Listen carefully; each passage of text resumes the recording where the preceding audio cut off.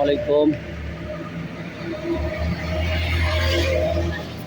দীর্ঘ বহুত বছরের সাধনার পরে আসলে আড্ডা বলছেন হচ্ছে একটা জিনিস অন্তত খুবই ভালো হয়েছে। মার্শাল্লাহ দিলে বরিশাল সিটি কর্পোরেশনের আসলে এই খাল যে বেদখল ছিল বা খালে যে এরকম ময়লা আবর্জনা ছিল, খালের আশেপাশে যে দোকান ছিল, অবৈধভাবে স্থাপনা ছিল, সব আসলে পরিষ্কার করার কারণে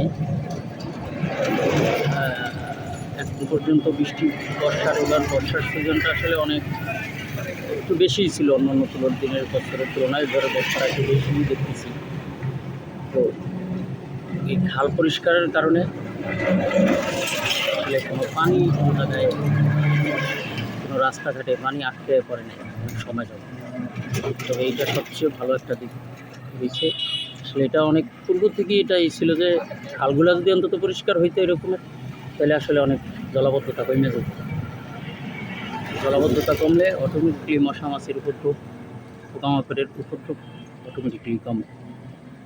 তো যাই হোক, আলহামদুলিল্লাহ, আসলে দোয়া করি এবং সাধুবাদ জানাই যে এরকম একটা উপযোগী সিদ্ধান্ত একদম হঠাৎ করে খালগুলারে পরিষ্কার করে ফেলানোর কারণে ড্রেন সব রাস্তায় ড্রেন হইলে যা উপকার হইতো না হতো তার থেকে বেশি উপকার হয়েছে আমি মনে করি এই খালগুলা পরিষ্কার করার কারণে। যতই ড্রেন করি বা করা হয়তো সব রাস্তায় যদি ড্রেনেজ ব্যবস্থা থাকতো আর যদি খাল যদি পরিষ্কার না হইতো, পরিষ্কার পরিচ্ছন্ন না হইতো, তাইলে কোনোভাবেই জলাবদ্ধতা নিরসন করা সম্ভব। এটা আমি মনে করি। যাই হোক, ধন্যবাদ এরকম একটা উদ্যোগ নেওয়ার জন্য।